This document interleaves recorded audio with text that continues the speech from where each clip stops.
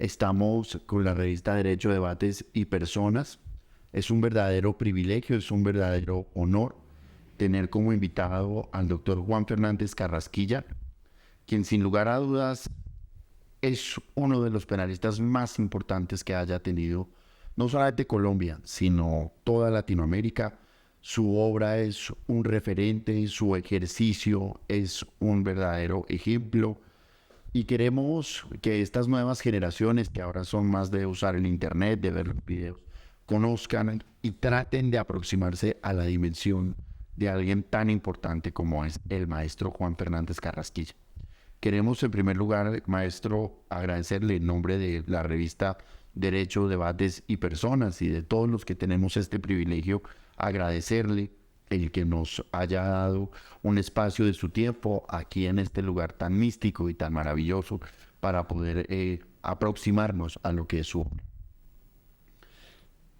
No, con mucho gusto. Es un honor para mí que me hayan tenido en cuenta y tendré pues el honor y la alegría de participar en su revista. Muchas gracias, maestro.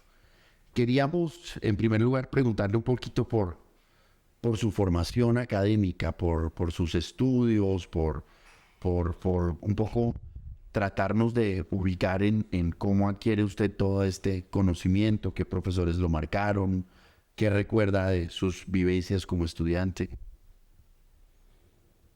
Bueno, yo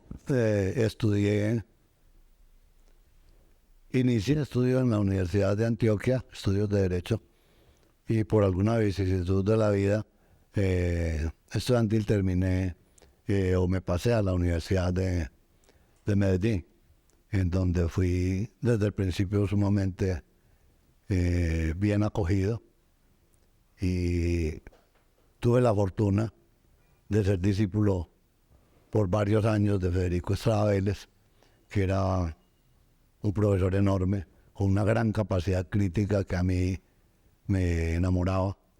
La capacidad crítica de él en cátedra era mucho mayor que la que muestra en sus obras, muchísimo mayor.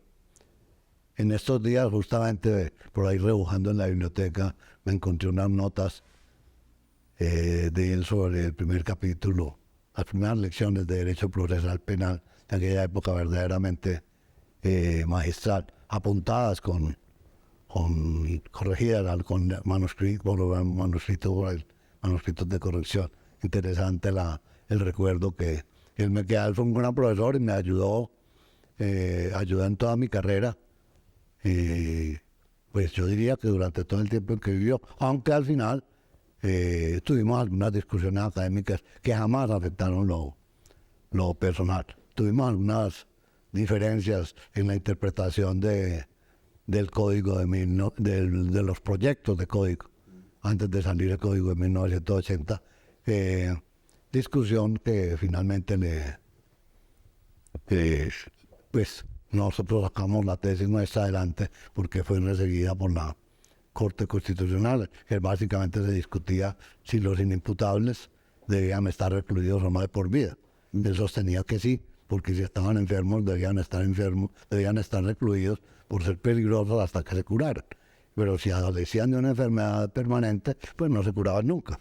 Entonces nosotros estudiábamos la tesis que eso era una forma disimulada de prisión perpetua, y la Corte, sin citar a nadie, finalmente adoptó esa decisión y tumbó ese honor. Hay algo que es muy importante, maestro, y que hoy en día está muy vigente, y es su experiencia como magistrado de ese recordado Tribunal Superior de Medellín de finales de los 70s.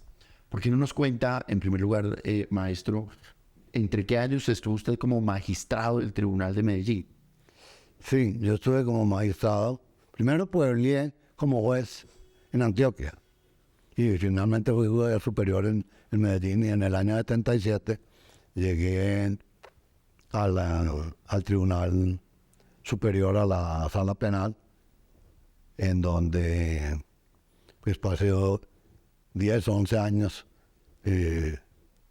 muy tensos, muy bonitos, rodeado de unos juristas absolutamente espectaculares, no todos ellos conocidos en los ámbitos académicos, pero muchos de ellos sí con resonancia en todos los ámbitos judiciales del país.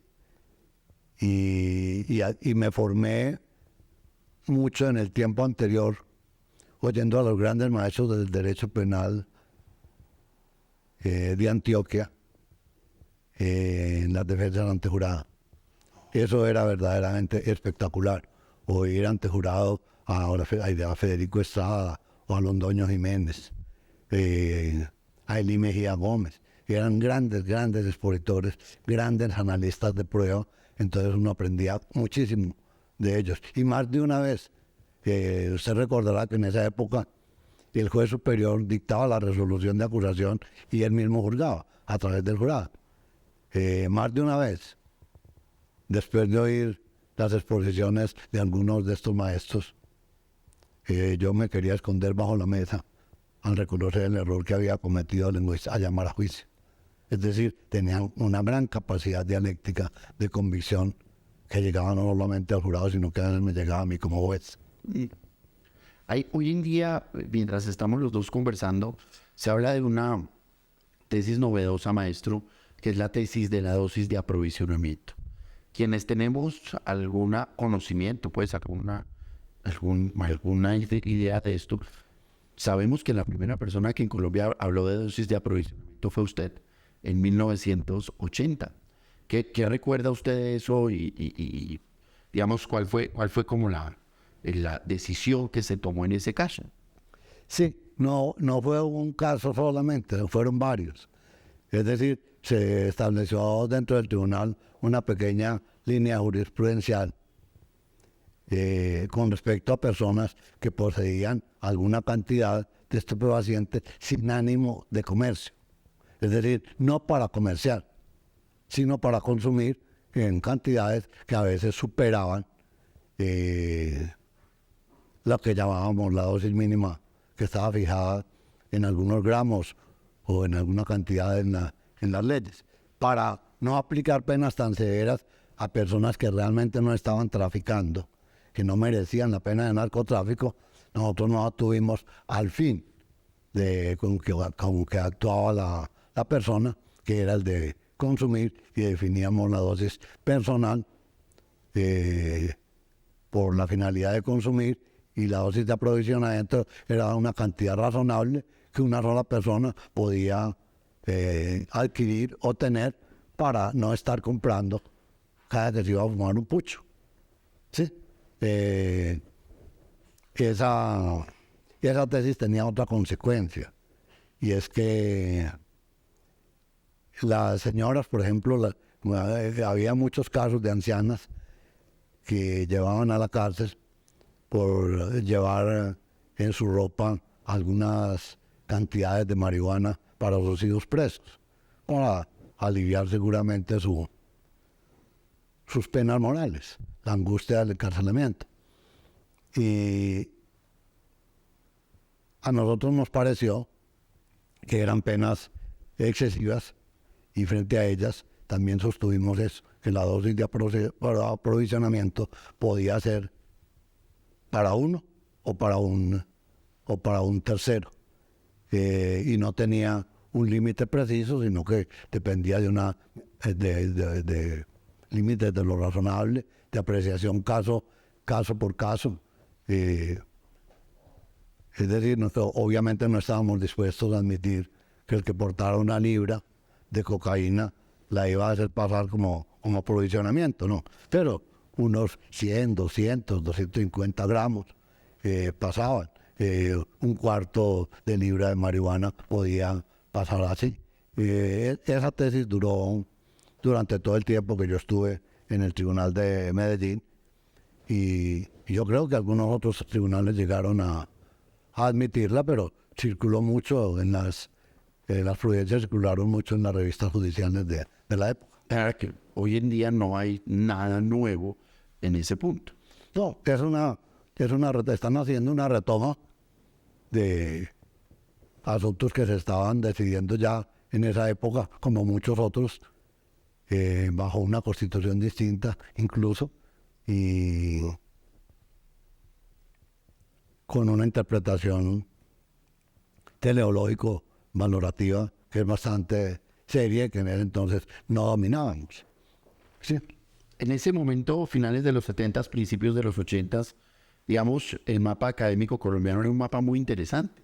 Estaba el Tribunal de Bogotá con el famoso ABC del Derecho Penal, estaba igualmente el Tribunal de Medellín muy fuerte, en Bucaramanga estaban trabajando cosas muy interesantes. El de Popayán, por supuesto, traía todo el legado del maestro Luis Carlos Pérez, pero lo importante aquí era el debate causalismo. En Cali también. En Cali también, por supuesto. En Bogotá muy fuerte el causalismo. En Medellín, en 1971, gracias a usted, a Nodier Agudelo, nos llega el finalismo a Colombia. ¿Qué recuerda usted de esos debates académicos? Sí, ese fue un debate académico muy prolongado, porque yo introduje la enseñanza del finalismo en la Universidad de Medellín en el año 71 con la obra de Maura como texto. ¿Sí? Posteriormente, unos años después,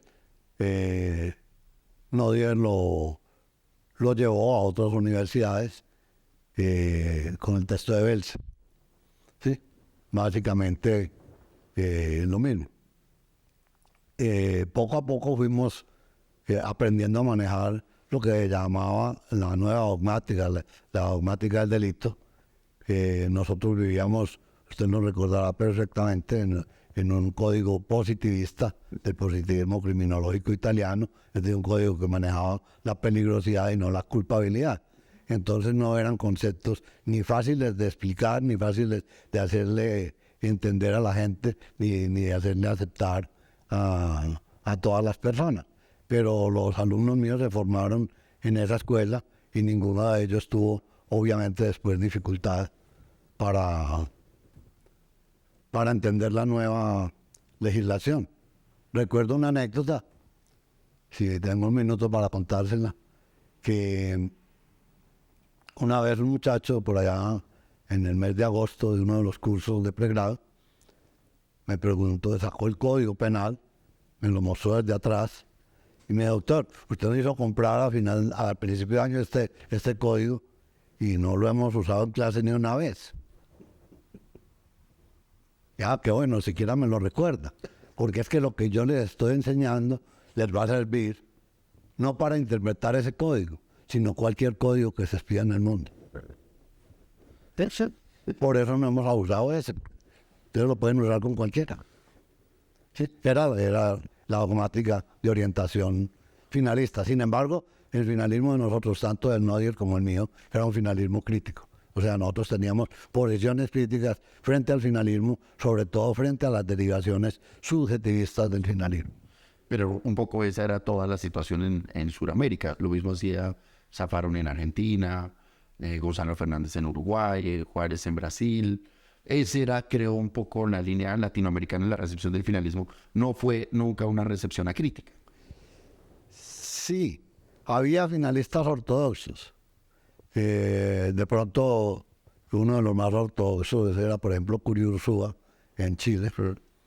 Y de pronto Zaffaroni al principio, en algunas de las primeras ediciones de su manual.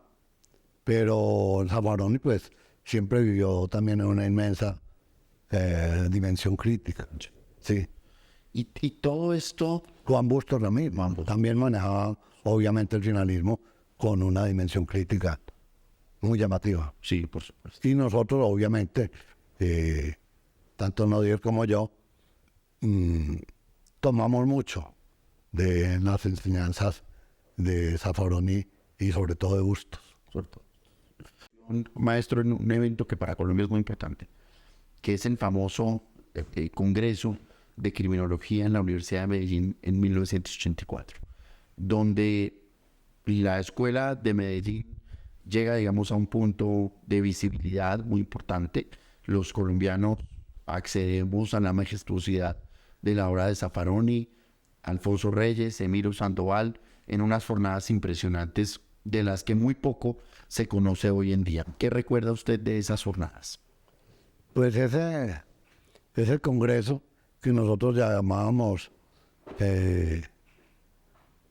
digamos que, entre comillas, amigablemente, un congresito mundial de criminología crítica.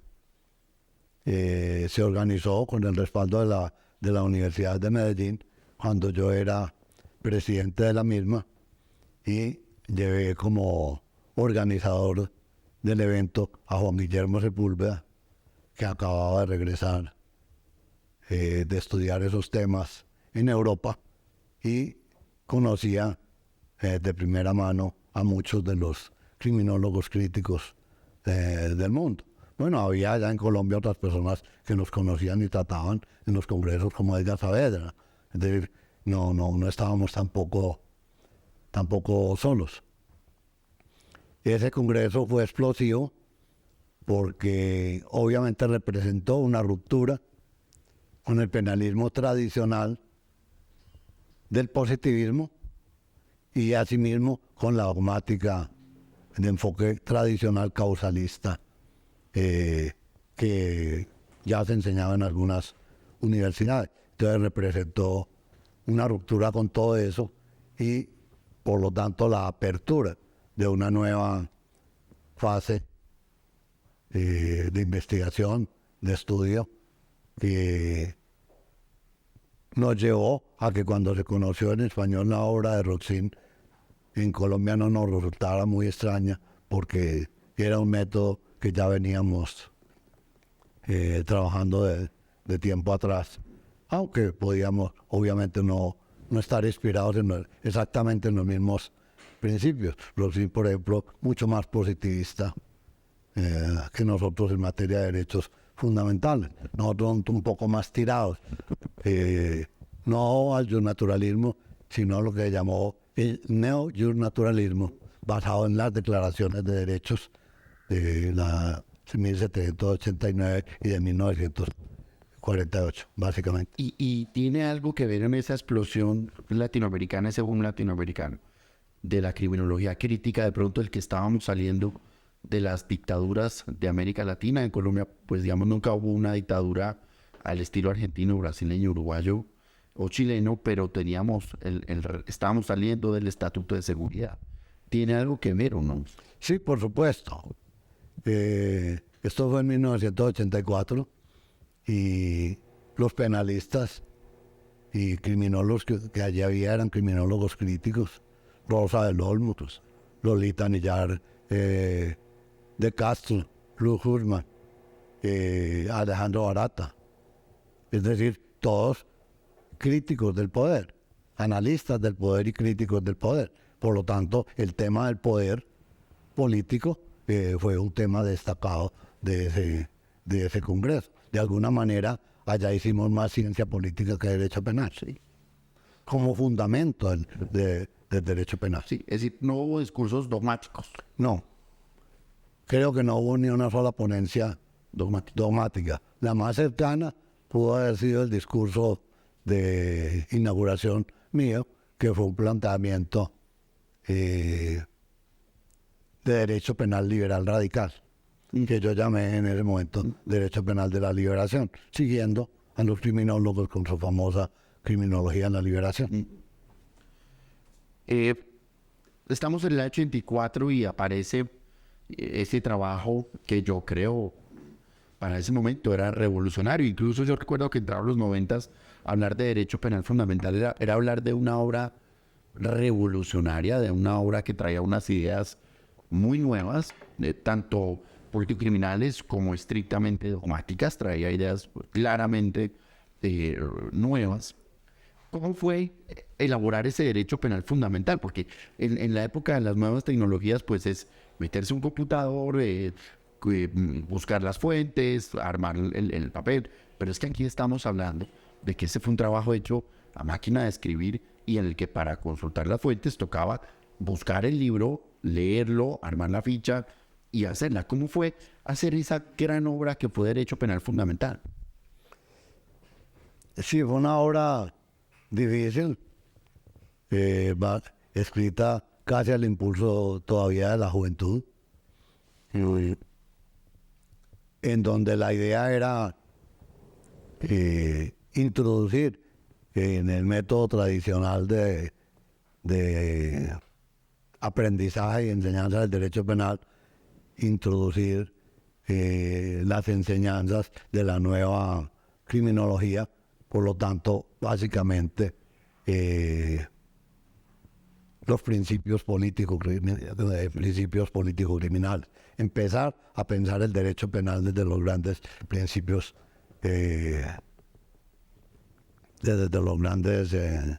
principios político-criminales. Curiosamente, hoy ya tenemos claro que todos los principios del derecho penal son los grandes principios de la política criminal. Y eso no era claro. Es decir, el derecho penal tenía la pretensión de ser autónomo con respecto a la criminología y a la política criminal, y pues eso no es verdad, no se puede sostener. Y en ese momento era con una máquina de escribir, y usted con su trabajo como magistrado, ya era profesor en la Universidad de Medellín. ¿Cuánto tiempo le tomó hacer Derecho Penal Fundamental? Bueno, en la primera edición me tomó 2 años. Y circuló muy bien, pero era una obra a la que se le formularon con razón muchas críticas por el aspecto metodológico, porque tocaba muchísimos temas. Sí. Tocaba muchísimos temas. Entonces, en la segunda edición se mejoró mucho en ese aspecto metodológico, aprovechando las críticas constructivas que se hicieron, y eso se trabajaba, además, no solo la máquina de escribir, sino que las correcciones se trabajaban con tijera, o sea, cortando y pegando. ¿Sí? El computador no existía. Si bien para la primera o segunda reimpresión de la edición de 1986, que fue en 1989, yo ya estaba utilizando el procesador de palabras, el computador. Desde luego no tenían la capacidad que tienen hoy los computadores, le jugaban a uno trastadas enormes, se borraban capítulos, bueno, pasaba cualquier cantidad de cosas, pero los compañeros, la gente, los abogados y juristas que estaban cerca de mí, no creían en eso. Y más bien yo era objeto de burlas por tomar esa tecnología.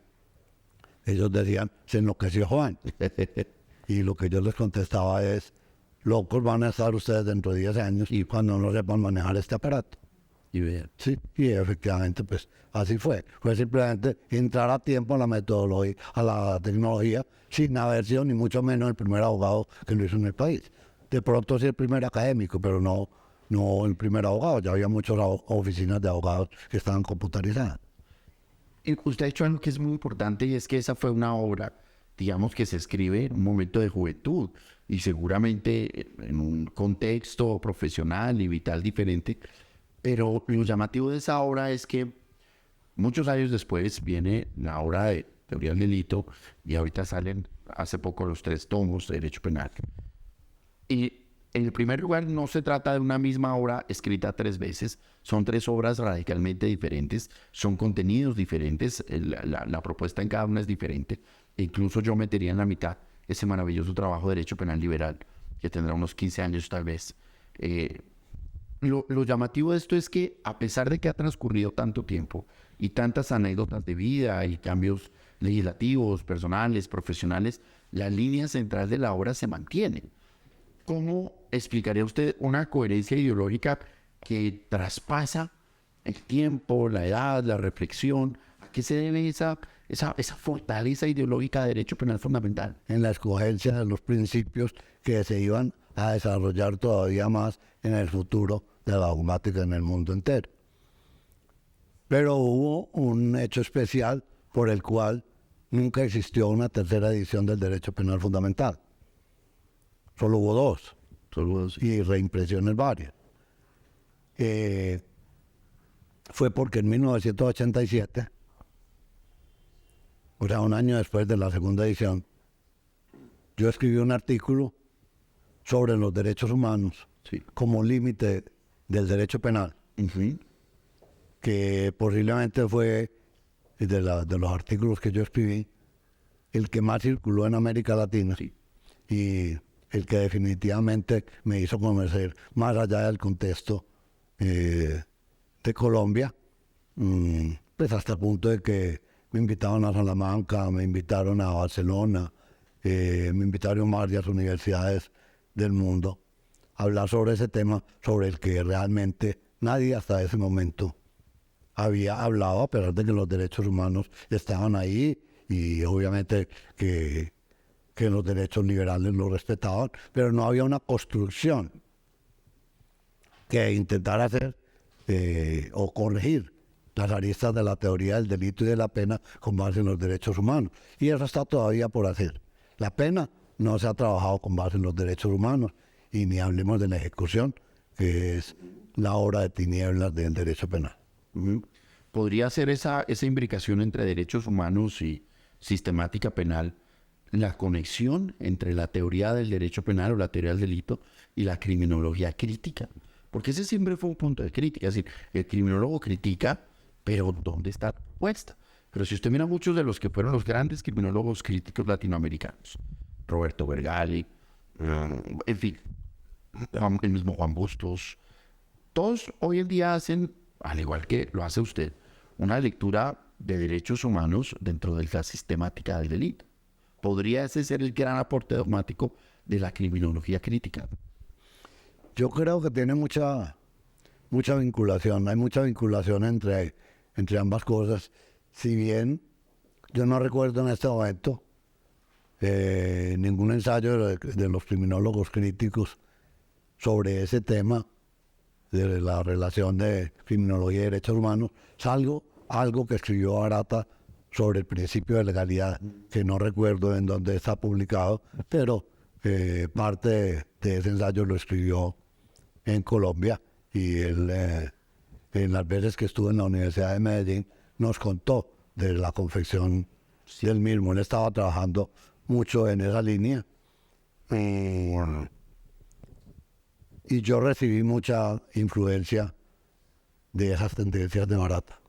Yo quisiera preguntarle unos temas de actualidad, porque siempre la visión de personas de su talante intelectual, pues yo creo que es muchísimo lo que nos puede ayudar a entendernos como sociedad.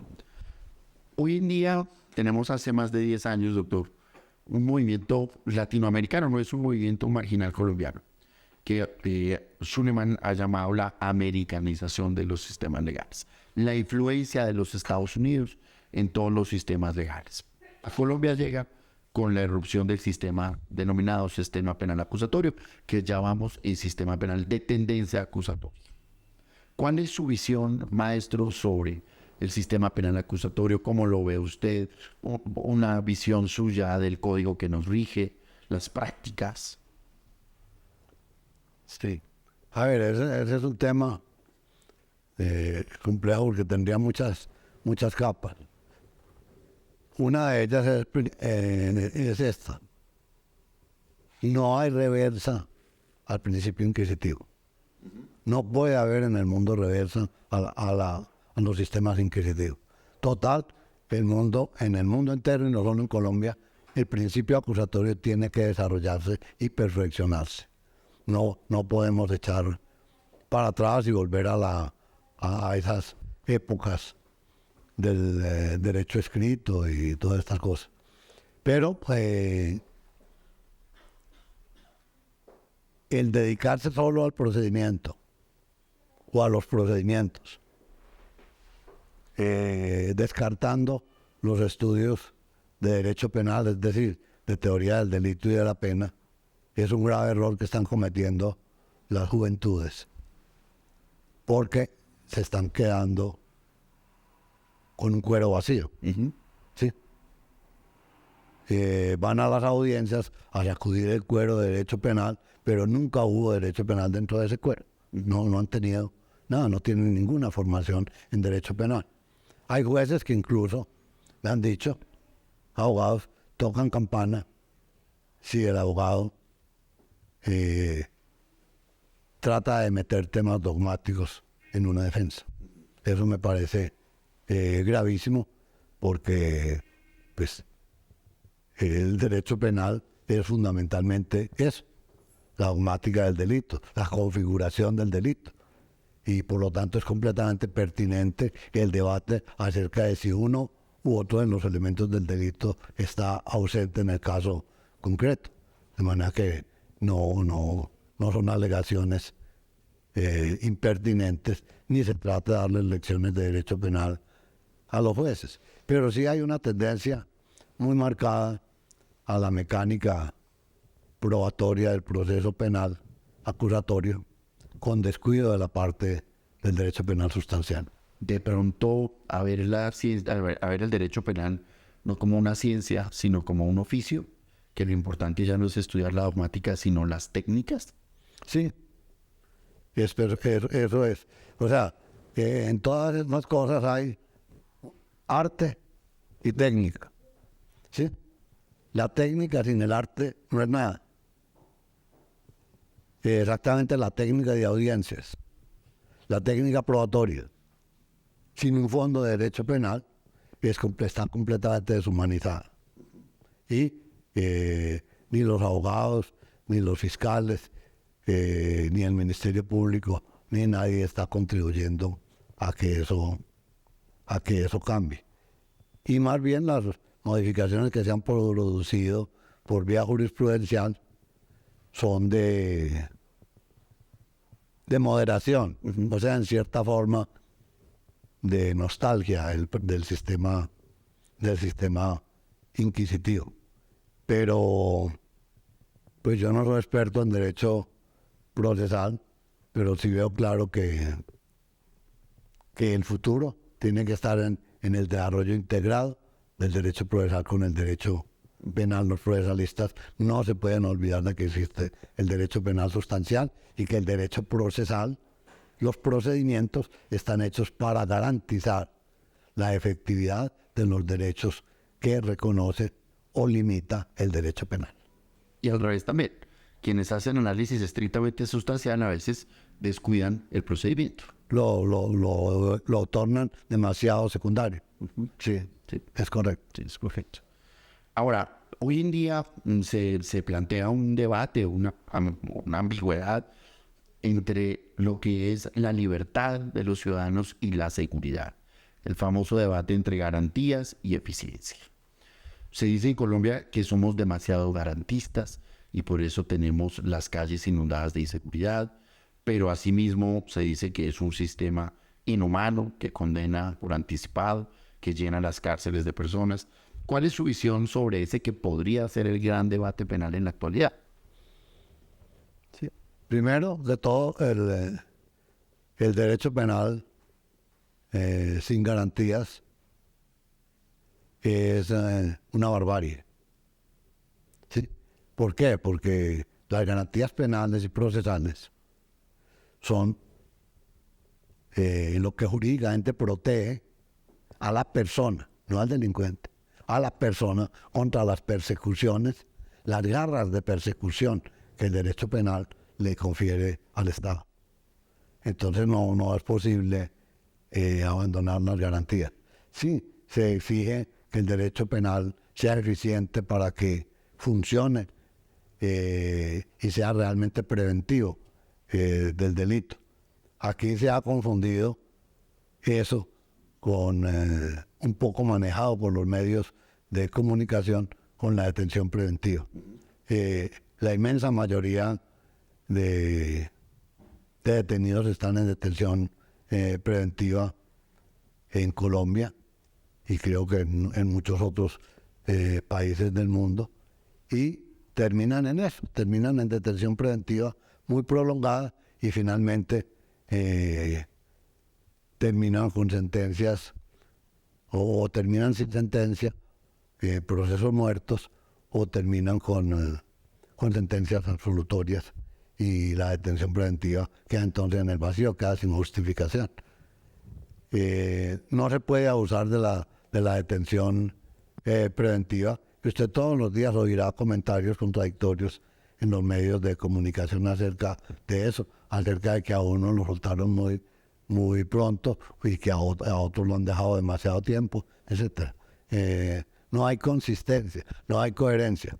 Y como los medios de comunicación surten una pedagogía social, pues hay desinformación y para la gente, para los ciudadanos del común, y esa desinformación hace que miren mal a los jueces, que le echen la culpa a los jueces y a la fiscalía de lo que está sucediendo en el medio criminal.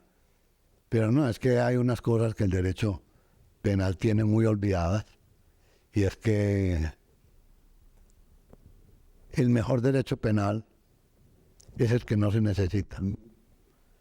Y cuando no se necesita el derecho penal, o se necesita menos, cuando tenemos una sociedad realmente democrática e igualitaria, que da igualdad de oportunidades a todas las personas. Estamos muy lejos, pero absolutamente muy lejos de ese objetivo, aunque hayamos progresado. Sin duda alguna hemos progresado, pero no más ahora. En los procesos de paz está saliendo continuamente a flote la enorme diferencia que hay entre la ciudad y el campo en Colombia. El campo ha estado tradicionalmente abandonado por la acción del Estado, y no sé por cuánto tiempo más irá a estarlo, pero una transformación en ese sentido en el posconflicto va a ser sumamente costosa, pero urgente. En esto del posconflicto, uno de los grandes debates es si es obligatorio castigar, si es obligatorio enviar a las personas a las cárceles. ¿Cuál sería su visión sobre la situación jurídica del posconflicto? ¿Puede haber impunidad? Eso es uno de los sacrificios que tenemos que hacer. ¿Cuál sería su visión sobre esos temas jurídicos del proceso de paz? Sí, hay temas muy gruesos que son las graves violaciones a los derechos humanos. Quien haya tomado parte en ellas no puede ser objeto, no puede ser beneficiado por nada parecido a un perdón y olvido, a un punto final, a una amnistía, a un indulto. Es decir, tiene que, según el derecho internacional, sufrir alguna pena. Pero pueden ser penas alternativas.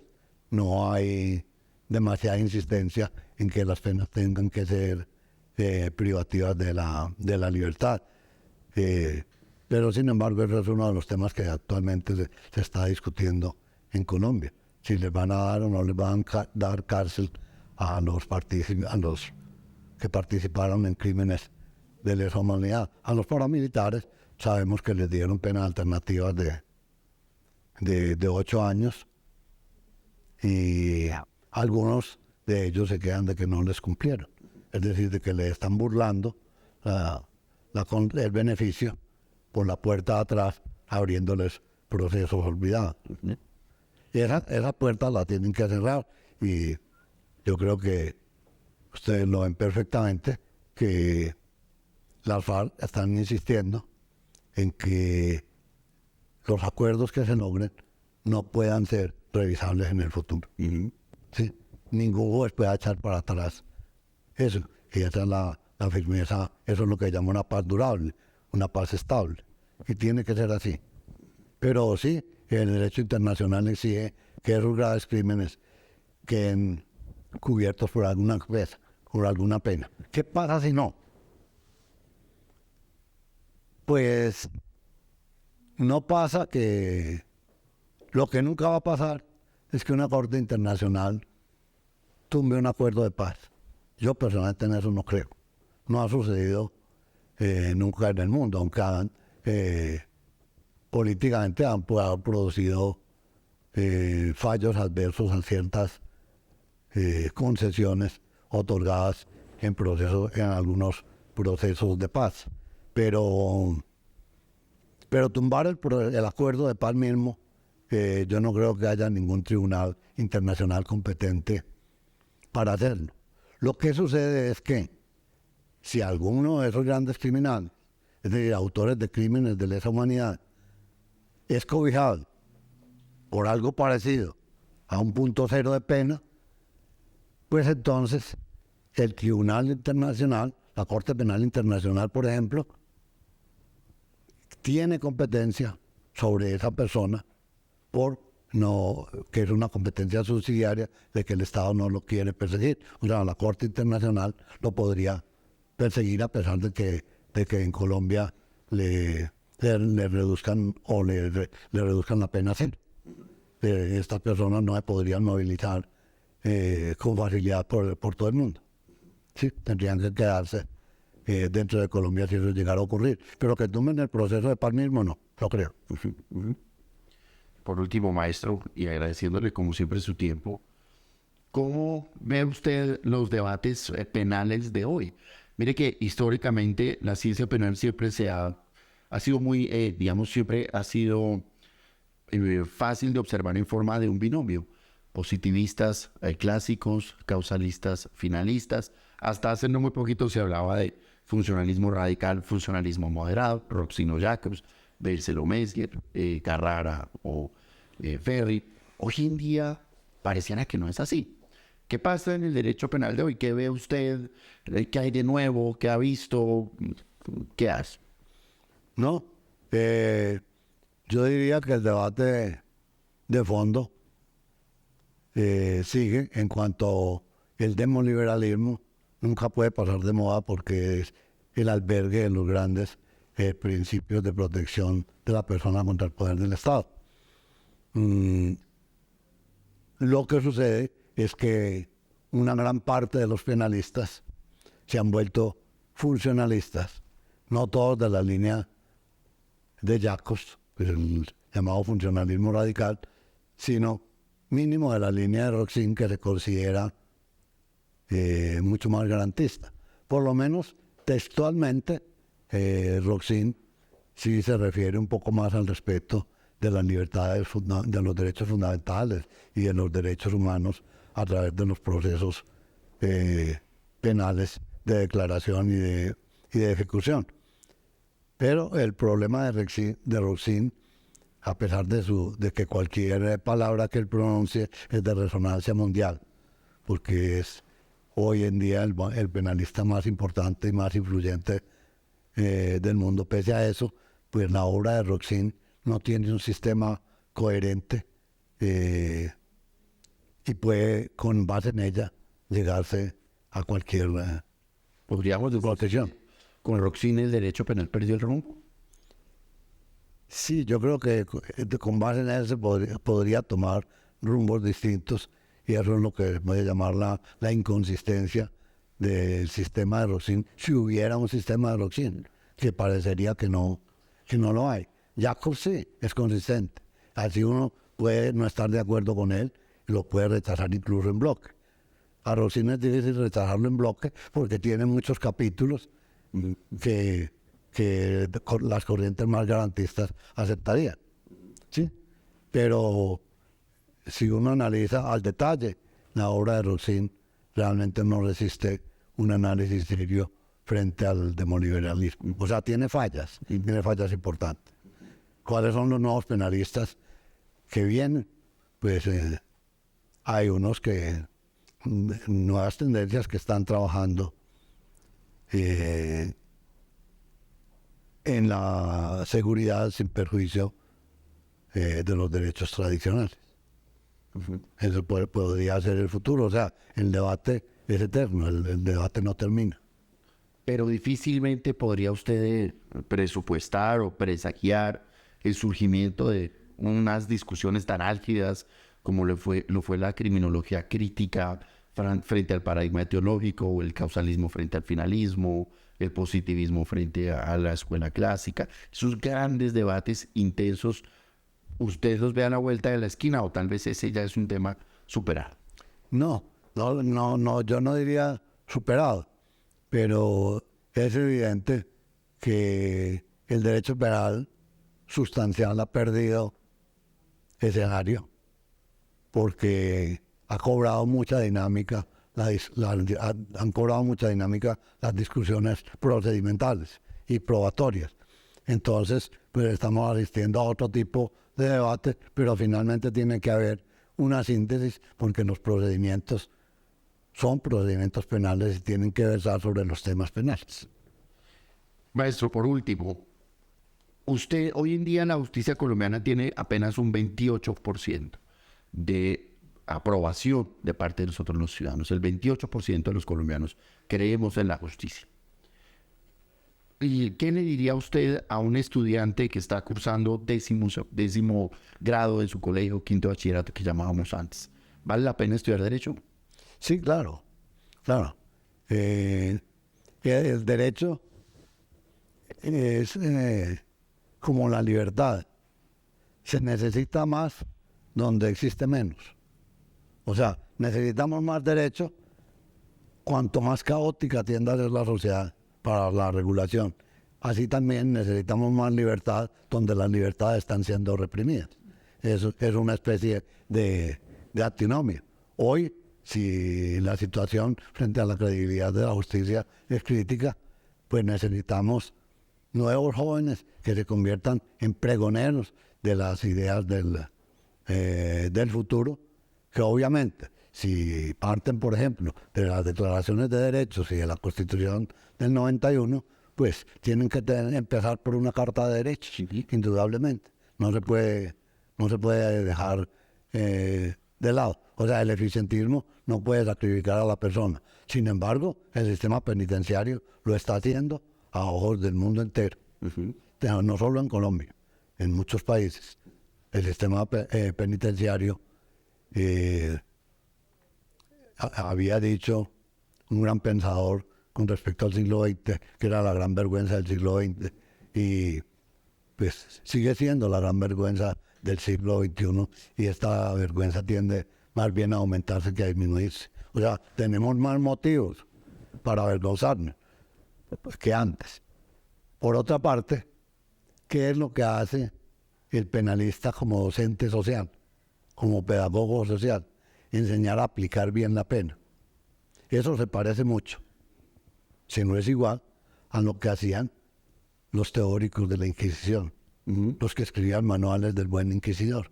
Enseñar a aplicar bien la tortura. Los penalistas, de alguna manera, tenemos que ser conscientes de que estamos enseñando a aplicar un dolor que es la pena, que consideramos que es socialmente necesaria y que debe reducirse al mínimo en todos los sentidos. No solo en cantidad, sino en calidad y en sufrimiento.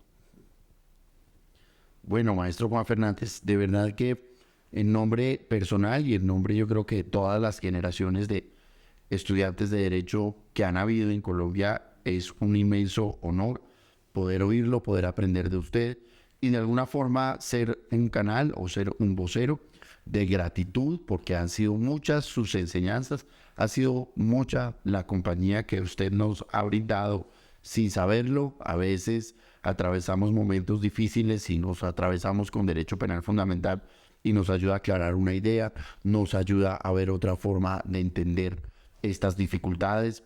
Y de verdad, su labor en Colombia es una labor muy destacada que ha proyectado el derecho penal colombiano mucho más allá de nuestras fronteras. Y es para mí un honor ser ese canal de gratitud, de admiración, de respeto. Sabemos que su obra será atemporal, será eterna, sus aportes serán perpetuos y de verdad para las nuevas generaciones esperamos que siempre su obra tenga el lugar privilegiado que ha de tener. Muchísimas gracias por su tiempo. No, muchas gracias a ustedes por tenerme en cuenta y dedicarme el tiempo cuidadoso y esmerado que me han dedicado. Muy, muy, muy amables, de verdad. Revista Derecho. Lee, disfruta, comparte.